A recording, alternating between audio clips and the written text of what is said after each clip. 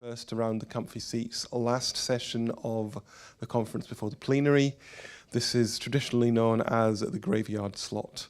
I would like you, however, not to act as you would in a graveyard. I would like some discussion, some debate, some questions, and I would like some attention for two incredible speakers that we're lucky enough to have here.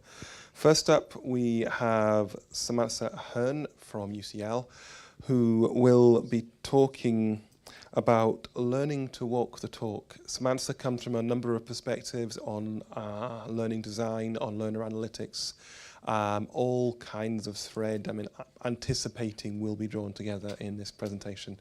So very much looking forward to that. Thank you.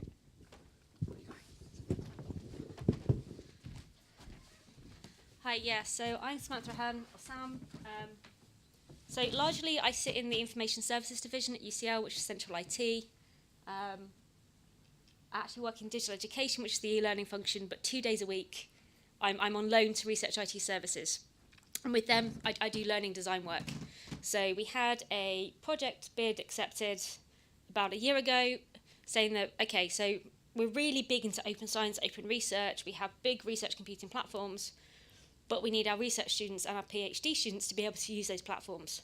So there is a series of programs that get delivered face-to-face, but we're struggling to meet the demand. So they kind of said, right, so let's create some online versions of those things.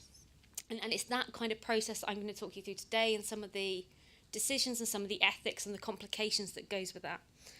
So open was easy for us.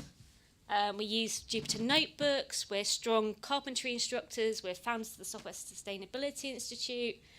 We help build the Jupyter notebooks, we help build Python plugins. You know, I myself have been involved with various stuff with Mozilla, between MozFest. I'm coaching for the Global Sprint. I went through Open Leaders cohort. So open for us was a no-brainer. It's something that we do, something that we believe in terms of our science and our research and our tool base. But actually then building open tools, it is kind of slightly different from there. And the first thing was like, great, open, but how? Well, we wanted it accessible as in people could access it.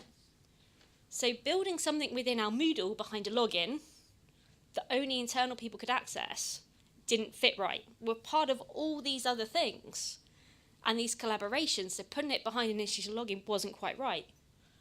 But this is effectively internal staff CPD. So putting it on our slightly more prestigious outward-facing platform wasn't quite right either. So we kind of did the other. So actually, they're GitHub pages. It's hosted and it's built live online in GitHub, which is great. It's findable and accessible. But what about the content? Well, that has to be accessible too, right? Everyone needs to be able to access that. So I worked very closely with our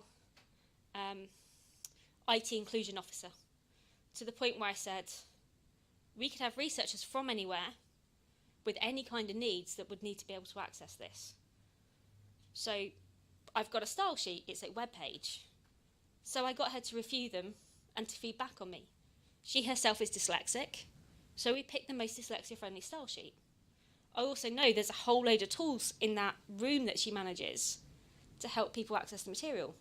So we got people that use the Senate, the SEN, Special Education Needs IT Suite, to test what we'd built. So it got ran through programs like JAWS. The videos, we made sure that they were captioned. We put the transcript online as well. But for me, that was a no-brainer. I come from compulsory secondary education. I taught an awful lot of sets of students that contained a vast number of SEN students. So I was aware of dyslexia, I was aware of visual impairments. The first school I taught in had a hearing impairment unit. I actually had people sign whilst I was teaching. So I have a very wide accessibility background, and that actually formed part of my HEA fellowship application, that this was something I pushed. But it's something I had to get my colleague in Research IT Services to understand. They stand up and they teach using Jupyter notebooks. So converting what you stand up and you talk at into something that's accessible for a lot of people online was quite a bit of work. And to get people to think through that it cannot just be black and white text, and you send someone off to man pages. That's not learning. That needs a bit more to it. But also, what about inclusivity? You know, we have an agenda at UCL that we want to make our curriculum inclusive. The students push for liberating the curriculum programme. It's something that we're now actively trying to push with a big institutional checklist. But all our names are British white names, and all the places we references are in England. Does that reflect everyone that's going to be using this stuff? So as a very basic step, we just started to change some names around. So, you know, we're not quite as inclusive as I'd like to be, but I hope that we're starting to push things in kind of the right direction with that. So we're trying very hard to think about the tools that we've got, how we present it, and how we make it inclusive. And on top of that, we've got licenses. So you've got the new license, the MIT license. These are mostly around software. They weren't quite relevant, but they're in the back of our heads because we're using tools. We built everything using open source tools that have these licenses. But then we had to have the debate about what license we wanted to put on it. Now, I personally, I kind of fall into the discrimination bit that David Wiley was talking about this morning, because I don't necessarily want someone to make money out of something I've shared for the greater good for everyone else. So for me, I quite like releasing things personally under a non-commercial license. But this was a debate I had to have with colleagues in Research IT Services because they release everything as CC BY. And that's the license that we got. But we had to decide that as a group, and we had to decide what way we were going. And I'm going to talk about my side hustle, which is this Mozilla Open Leaders Program, the Data Playground. And I had to decide on a license for that as well. And if people sign up to help me with that project, you know, that might have to be up for negotiation because we have our own sets of views on these things. As I said, I think it's for the great good. I'd rather people didn't make money, but I understand that sometimes you get further if you open it up for everyone and they can build on it and disseminate it. So it's one of those other things of you go, yeah, it's great, we'll share. How and what limits? It's not as straightforward as we think. So what did we build? We built three things, but only two of them are kind of live. Actually, it's all live. We just don't tell anyone about it until we're ready to ship, as it were. So we did an introduction to research programming, and this is in Python. And we did an introduction to Unix shell. So all our HPCs are Unix-based systems. So unless you're comfortable with Unix, you can't use a HPC. It's all on the command line. So it's important that they understand the command line. And we built these things. So we got Pretty Blue. All of those videos, they're actually sitting in YouTube. They're kind of hidden, sort of. But they have transcripts and they have closed caption. And you can switch the language around. We weren't too worried about it. So this is actually built with a thing called the Moria framework from the University of Hawaii. So it's actually an open source framework. It uses Markdown.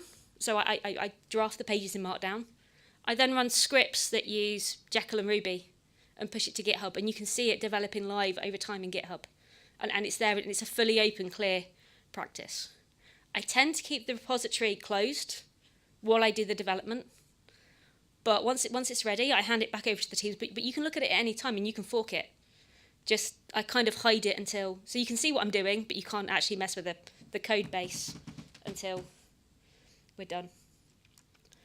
So in terms of institutional usage, well, we've got kind of the two courses there, and we've got so we've got a Moodle instance at UCL, and we have a home for these in Moodle.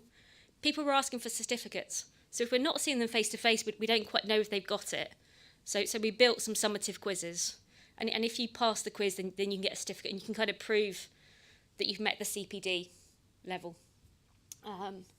So we've got, people have kind of gone in. So 37 users have gone in, looked at the materials 89 times. It's not great. We've got kind of 4,000 staff at UCL, a chunk of them researchers and postgraduates, so they're not really kind of coming in. And this has had a very soft launch since November, so it's still early doors. We've had a few more looking at the research program with Python, but again, not as much as we'd like, so we need to push a little bit more. In terms of global reach, actually, we've got people in Russia, North America looking at it, and it looks great. In Britain, we've had up to 101 people. So this is kind of findable. I did ask people in my other networks, so external, so ADAS List, to do a bit of testing for me. The feedback table for testing was actually a Google Doc that got shared with Research Programming Hubs. It got shared with people from the Crick Institute and other partner researchers. So we kind of did pretty much everything open and collaboratively. But when we actually look at it, this 73.2%, that's people kind of coming once and not coming back. So they're kind of coming, but they're not sticking around and doing stuff. I don't know if that's because there's a whole load of Jupyter notebooks that go with this. And this is the Introduction to Research Programming. And they're on Anaconda Cloud. So you can actually just go and download them. So I don't know if people are going, seeing the notebooks are somewhere else and just doing them separately, or if they just don't like what we've done. I need to kind of find out, but I'm not sure. And the same with this is Introduction to Unix Shell. Quite a few people in Germany, for some reason. Again, quite a big spread. We've got Asia there, but a similar sort of story. A lot of people are coming in, seeing it once and disappearing again. So now we built it, we know that for most people it should be fairly accessible, but they're not sticking around and going through stuff. So that's another challenge for us completely. At the same time, this is my side hustle. This is an idea for data literacy for 16 to 24-year-olds that came out of the Learning Analytics and Knowledge Conference in Vancouver last year. So we realised that we wanted to do all this brilliant stuff with data, and we wanted to support students, and we knew they'd need to give informed consent, but we knew from working with students that they weren't anywhere near as informed as they needed to be. So last year, the Royal Society published a report on machine learning, just for the UK. Only 10% of the UK population had ever heard of the phrase machine learning and had a vague idea of what it was. That's it. So, you know, when they're signing up to Facebook and Twitter and Google, they really don't know what they're truly consenting to.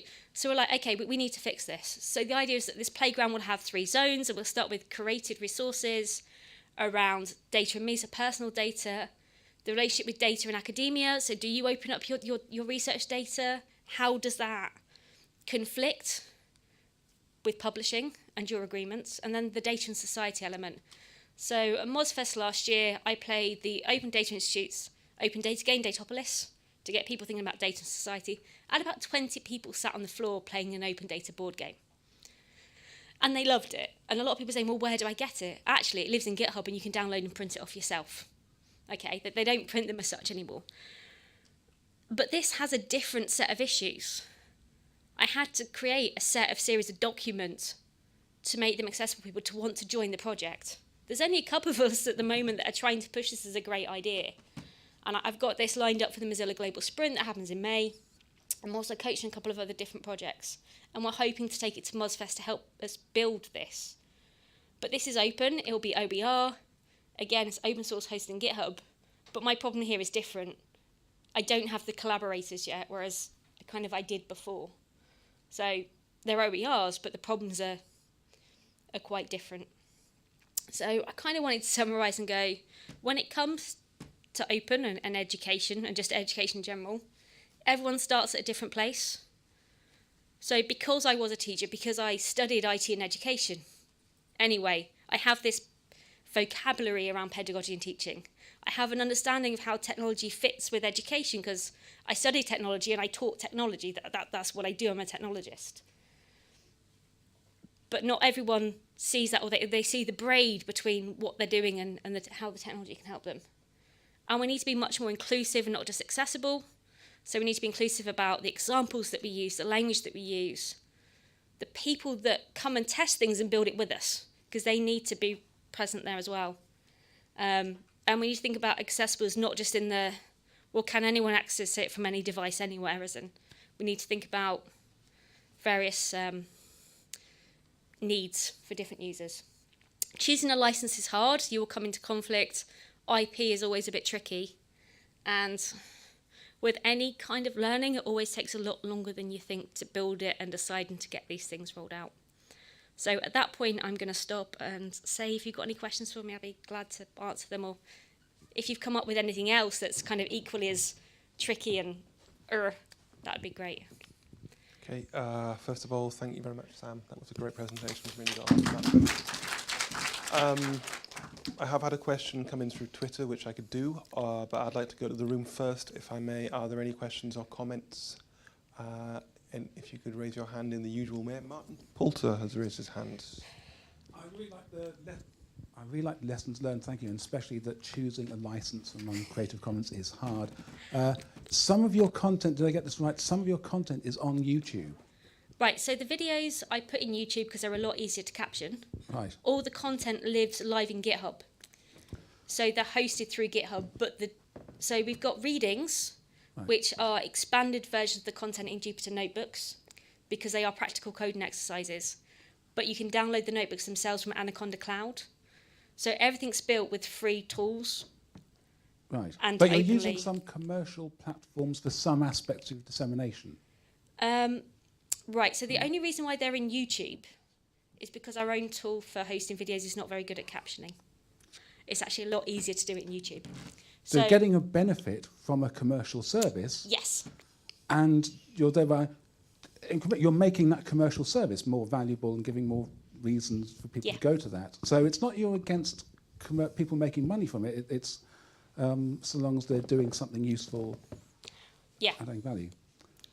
So actually, the non-commercial, putting a non-commercial clause actually doesn't capture your intentions for the content. So if a tool is useful to me, I will use it. Right? YouTube to me in this instance is exceptionally useful. It allows me to auto-caption, and people could then choose the language that they like, what works for them, and that's great. Yeah. But that's slightly different in that, so all this work is CC BY. When it comes to my own work, if I put a lot of time and effort into it, and I want to share it for the greater good, I then have a conflict of, then am I happy for someone to take that and then publish it and make money from it if I'm not necessarily recognised in any way for it? I don't want to hog the mic. I faced exactly the same decision and the same choice, and another solution, I don't know what the right solution is to release it CC BY SA or CC BY, because if someone's business model is to sell something which they can get easily for free, that's not a very good business model. So that's a way to discourage that commercial exploitation. There's another question behind Matthew. Sorry. Oh, hi there. Thanks so much for your comments. I'm really interested when you described how you had this sort of heightened awareness of accessibility because of your background as a secondary school teacher. Yeah. I was wondering, as someone who's worked on both the school side and the HE side, what differences you've seen between the use of OERs? I said this earlier in a discussion, actually, that so on a secondary level, sometimes you share by default. You'll be asked to write a scheme of work and produce the resources for it that you're going to share with your department anyway, because you're all teaching year 9 the same thing at the same time. You're not going to write the same scheme of work 6 times. One of you writes it and you share it. And if it's any good, you share it with your colleagues in another school. And then if it's really good, you might think about uploading it to TES. But usually that's a little bit too scary. So you don't, but it's kind of a different, because you are teaching the same things, because you've got a national curriculum, it's easier to share, I think, and there's more of a culture of borrowing and sharing, I think, because I think the research agenda skews what academics do. So there's more of it's my IP, whereas kind of compulsory, we don't kind of care quite so much, I don't think, to the same extent, really. And having worked in consortia teaching specialist diplomas, we would share across the consortia. So we weren't worried, really, in the same way. Thank you very much. That's a really interesting answer, and I like that question too. Thank you. Have we any other questions or any other comments people would like to make? I'm not seeing any. I've decided not to do the question on Twitter because I think it's a pretty straightforward answer. The question was just, why are you using GitHub? But obviously, forkability and the fact that the people that are actually making the materials are there anyway. Yeah. Yeah. Okay. So thank you very much once again, Sam, for a fantastic presentation and some great answers. Thanks very much. So next up, we are pleased to welcome Rupert Gatti, who will be talking Publish in Practice, open access textbooks. It's a nice link there because UCL have also been very active in publishing open textbooks in the UK, and we now move across to the team at Cambridge. So thank you very much. Carry on. Well, thank you very much. Yeah, so just to put some perspective, I'm a economist at Cambridge, and with a bunch of other academics at Cambridge, we had enough of being frustrated with the existing publishing model and thought we needed to do something. So what we decided to do was to set up an open access publishing company, publishing monographs, and we'll have a look in a little bit more detail in a second. So it's with that hat that I'm here, with this looking at open book publishers. Just a little tiny bit of background, and you know, it's open access, it's online. So I really do encourage any of you who want to trawl while I'm talking, you know, go online, have a look at the website, and I'd really like, you know, if you've got any thoughts or feedback and things like that, it's always very gratefully received.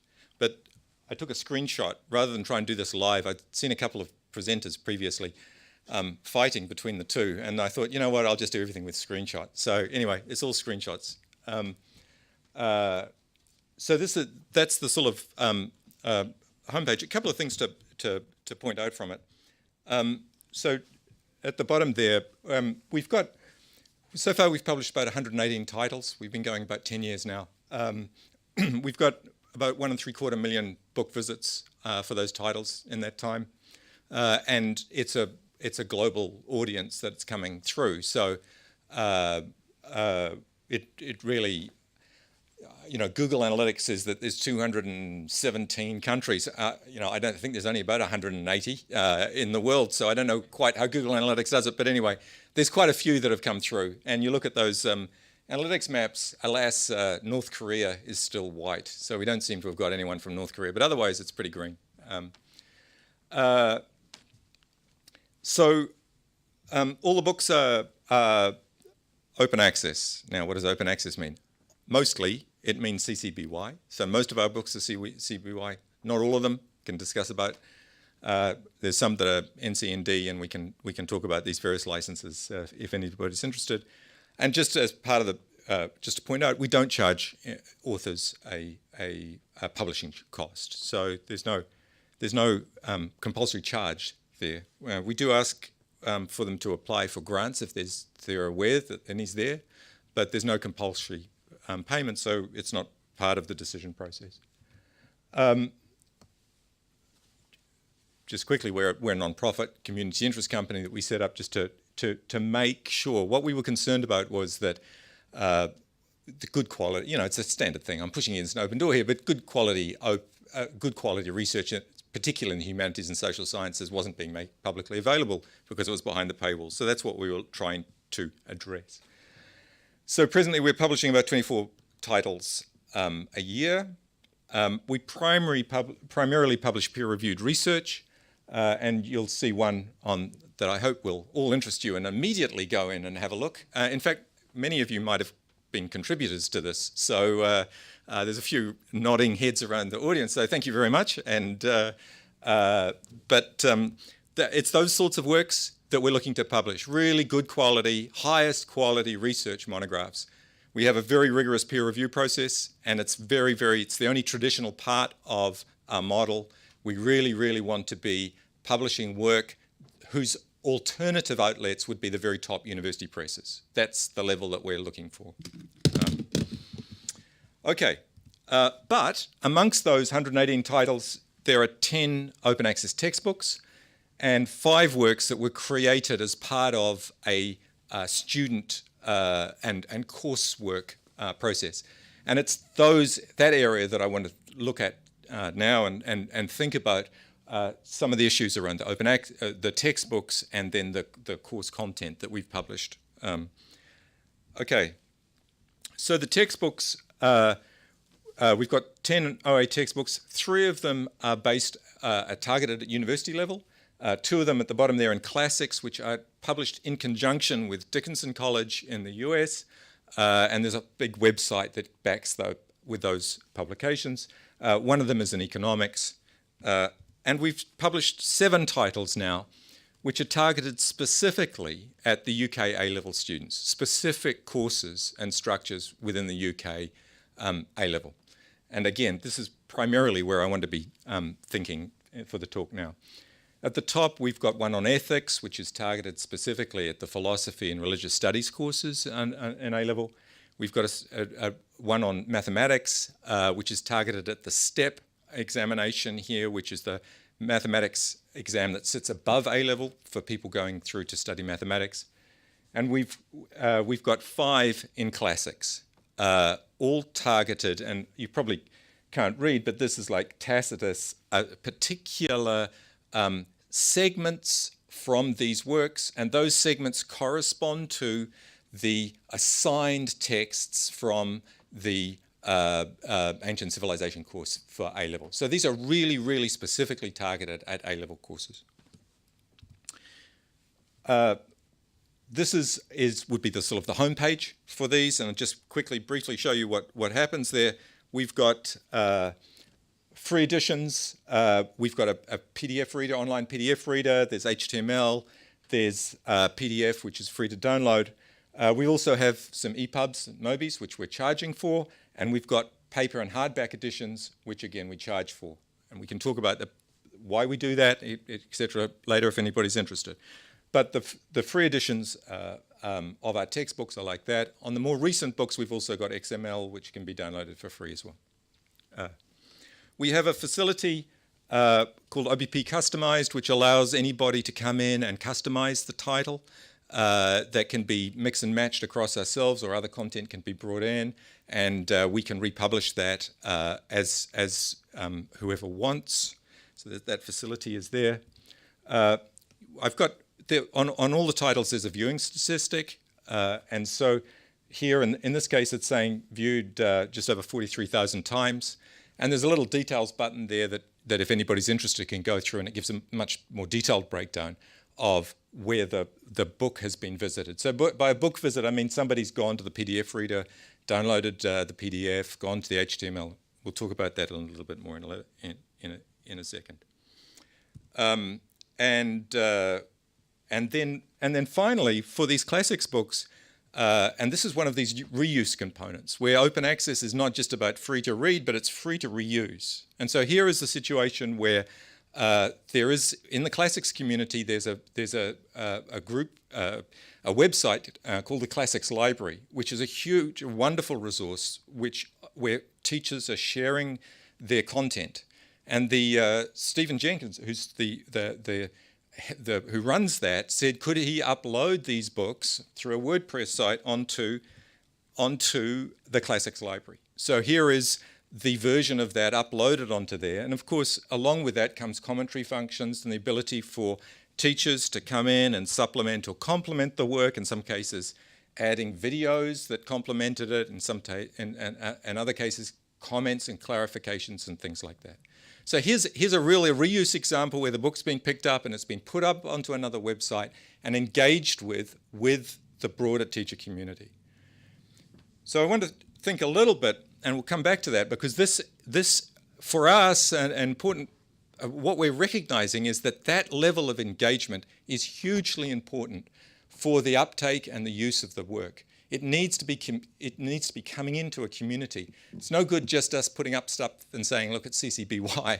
You know, one's got to connect it as well, and people have, and so that's something which one of the reasons really and excitement of being here is to think about how this high quality content, what could or should we be doing, not just with textbooks, more generally, to increase the engagement and the reuse of the work, because that is a really important power of what CCBY provides. So here's usage stats for the 7 textbooks. So these are again all A-level textbooks, and you can see that the online readership is in the 40s of thousands. Now student enrollment for these courses is quite small, in the 1,500. So there's a lot of engagement going on here. And if we break that down a little bit, we've aggregated, to talk about usage statistics, we've aggregated statistics from a number of different platforms that we're aware of which are hosting this work. So you can see actually the Classics library is a huge source of traffic for this work. So it's really, really been important. That upload by them, third-party upload, reuse of it, has been hugely important for the engagement of this work with the community. We've got our own OBP PDF reader, HTML reader, PDF downloads. Google Books is sitting there. Again, another important source of traffic across all our areas. The discovery and use of those works on Google Books has been important. Open Edition is a primarily French platform. And I've got World Reader. It's a little tiny percentage in this particular case. But World Reader is a wonderful service providing 2G technology for reading books through Africa, so that they can be read on mobile telephones. Now you try and read a textbook on a 2G, it's a pretty miserable reading experience. The fact that people are engaging and doing it shows how much need there is, because if there was any other option, they wouldn't be choosing to read it on 2G. By country, you can see there are classics books, primarily the United Kingdom. I've got to look at the time. United Kingdom dominates, as you'd expect. These are targeted for the UK audience. But the US is quite large there. We've got another quite a lot of the rest of the world, which is engaged with these works one way or another, presumably not because they're sitting A-level exams in June.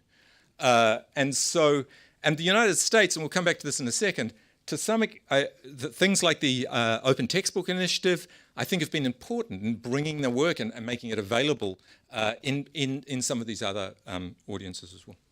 Okay. I just want to compare that with the ethics textbook. So the ethics textbook is, again, very, very targeted at the syllabuses at A-level. And actually, the stats are really dramatically different here. In fact, it's the United States that has picked up on that. So what I should say is that these books, because they're very high-level books for a school level, they're actually also being adopted at the first-year university level in the US. And so what we're seeing here is that actually that ethics book, and again, I suspect it's because of things like the Open Textbook Initiative, that those are being made aware and teachers are engaging with them and recognizing those works and beginning to adopt them. So that's a higher proportion than the United Kingdom. In the United Kingdom, I think on reflection, we probably haven't connected to that teacher community as well as we did with the classics works. And that's something that we now need to go away and really think about and any advice would be warmly welcomed. How do we engage with that same community for the ethics as we were doing with the classics? Because it's looking like we're not quite making that hit here as we could have been doing. Okay, if we add to these stats our sales data, one begins to get some process towards a business model here. So you can see that on the whole, sales have been around the 1,000 mark, 1,000, 2,000. Now we're very happy and comfortable with that. So it costs us about £3,500, £4,000 to produce the book. And then with some overheads on top of that, we would need to be covering about £5,500, £5,000, something like that, to cover our average costs. So if we're making, if our markup is at around £6 a book, something like that, we're going to need to make sales of about 800 to 1,000 to really start breaking even. And we're doing that with these textbooks. So that's something that I would just want to put down here is there is a business model here that can sustain the production of this content through the sale of the printed works.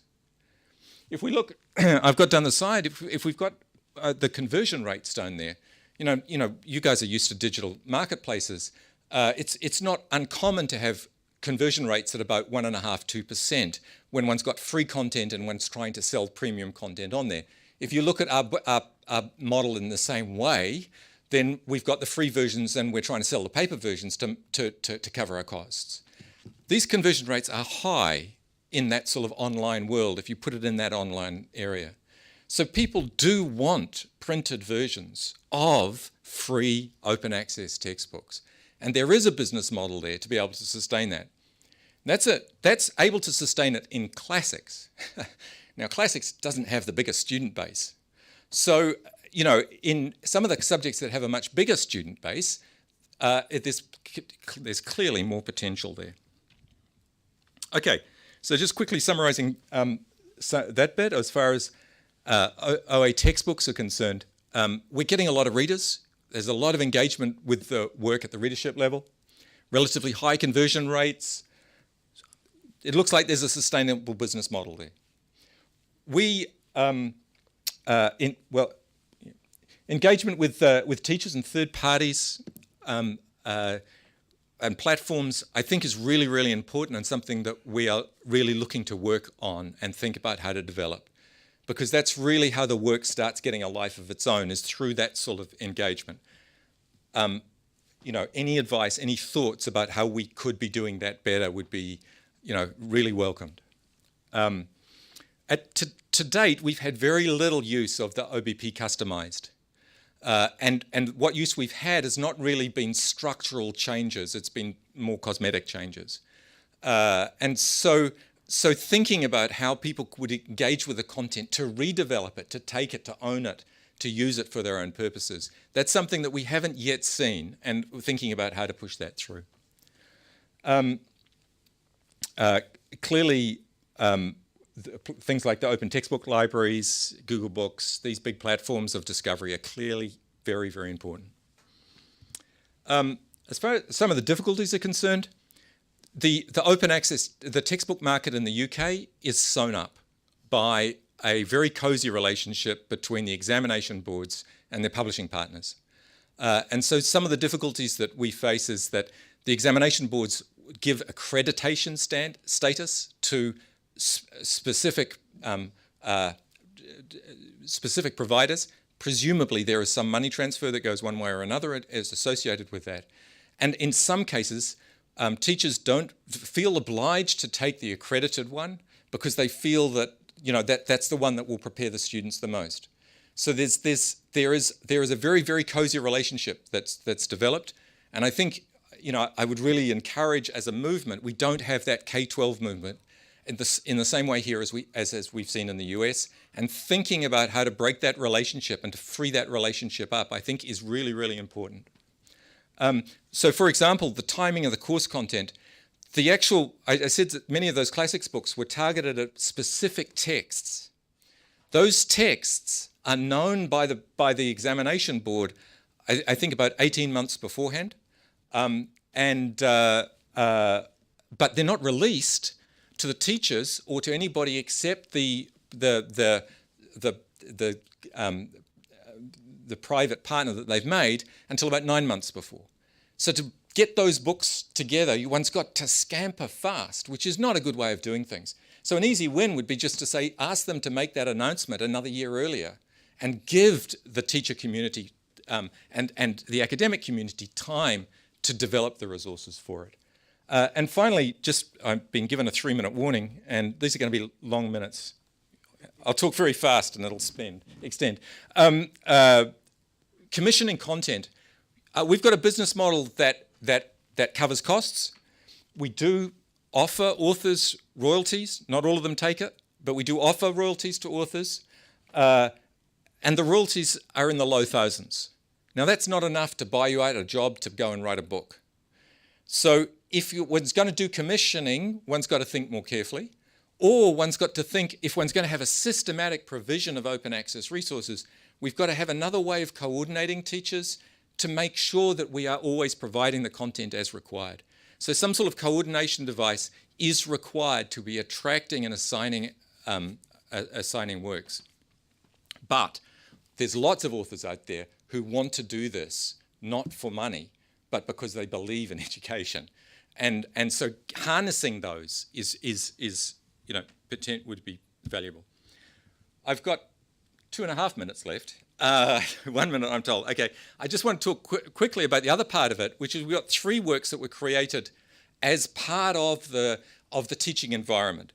So the first of these was a translation of Dennis Diderot's Rameau's Nephew. It's a beautiful translation by two Oxford academics, Kate Tunstall and Caroline Warman. The editor wanted to have a lot of biographical and musical footnotes because there's a lot of references that present readers might know. And so they worked with Pascal Duc at the Conservatoire in Paris and recorded as part of the program for the musicians and the recorders and the directors and as part of the student program was to create 14 tracks for that, which we've then embedded in the book, and I do have the book, but embedding music into paper is difficult, but we've just got little QR codes so that you can play it on your telephone. But of course, all the digital ones, it's all embedded in there. And all that music has been created CC BY, so it can be uploaded. Hadn't been recorded before most of this. So that's one example. Then Caroline Warman, you'll see there, went on and worked with an anthology of works from the Enlightenment about tolerance. Now, this was in a direct response to the Charlie Hebdo attack in Paris. And the French, 18th century French literary society brought out a pamphlet of Enlightenment writings about tolerance. Caroline Warman saw that and said we should translate it. She took it back and made it and assigned it as the translation course for the second year French students in Oxford. So 100 students plus their tutors then spent the first term translating this work, which was brought out then in time for the first year anniversary in the January 2016. It was then released then. So this was a huge engagement, all the students really engaging in this, and I think it was a very productive educational experience for all involved. And of course it got picked up by all the newspapers, so The Guardian and the BBC and things like that all started reporting about how Oxford students were responding to the Charlie Hebdo attack. So it was a very positive experience, I think, for all involved. So much so that it inspired one of her colleagues to do a similar thing about anthologies about the idea of Europe for the Enlightenment. All, again, in this case, targeted, it came out in 3 different languages, in English, German, and French. And the releases were targeted for the elections. There was the national elections in France and in Germany, and there was a Brexit vote here that some of you might remember. And so this was brought out in time for those to try and bring through and reinforce what the underlying concept of Europe was. In a way, it was a coordinated effort across a bunch of universities and students across Europe to try and reinforce the very processes that they were doing. Again, an extremely powerful learning process for all those involved. Okay, minus 1 minute, so I'm talking backwards, but some quick lessons here. Students do wonderful things if you give them good tasks and good direction. The second is that it's catching. Once you've done it, you want to do it again because it works so well. All of those projects worked really well because the primary academic behind it was deeply engaged with it. And their credibility and their academic rigor was going to be lying on the final work. And I think that was really important. It really engaged the students because there was deep involvement by the academics involved. And of course, in this day and age, if you're going to get academics to put that much effort into it, you've got to reward them. And so there needs to be some recognition system for that type of process in the promotion structure. Caroline Warman was awarded the Teaching Excellence, Teaching Engagement Award at Oxford because of the work that she'd done on the tolerance volume. Okay, so that's it. There's some contact details for both Open Book and for me, and a quick plug. The person who creates all our digital content is going back to Italy, and we're looking for another one. So anybody who knows anybody who wants to work doing that sort of thing, please tell them to get in touch.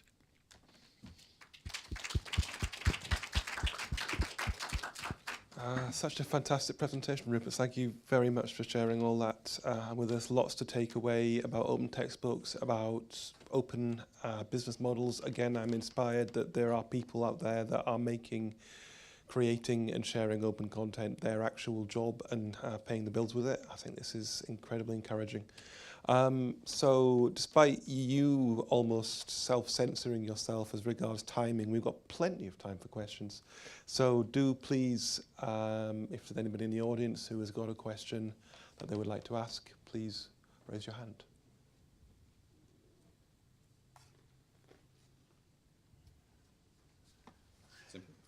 Right at the back there. I'm afraid I can't see who that is. I'm sorry. If you could start with letting us know your name and where you're from. It's Anna Comas-Quinn. I'm from the Open University. Hello. I'm interested in the translation initiatives that you have presented at the end, and what was the cost of getting those books published through your company for the teachers or for the institutions, and how was that funded? So, as far as the direct publishing costs, was about the same as the others. In fact, we ended up doing quite a lot more work because we put links through to the original content. So the translations were there, but then within OBP, we then linked it back to the original content so you can travel from there. So there was a little bit more work in there. So it was probably a little bit more expensive than what I was saying, but it's in the order of about £4,000. It cost us to be able to produce those works. As far as what the again, what we've got is a model that says if you have grants, then please apply for them. I think that we got a grant, but I can't remember if it was a full grant or not. I probably should know. From the 18th century French Literature Society that put some money in. So there were contributions that came through, but I would have to check whether they were full contributions or not. But it's that sort of order. What we just ask for people to apply for whatever they can, and we take whatever we can. But if it's £100, we say thank you very much. If it's £1,000, we still say thank you very much. If it covers the whole cost, we still say thank you very much. But it's not a it's not part of the.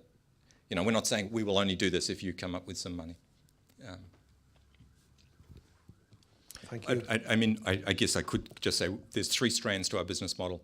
The one is those grants. That comes about 1/3 of our net income comes from that. We get about 1/3 of our net income from the sales of printed works. And we have a library membership scheme that academic libraries join up to. It's about £300 a year.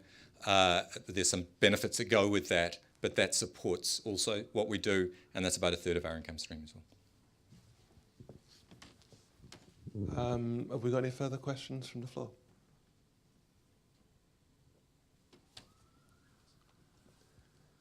It looks like people are realising that the bar is in fact open.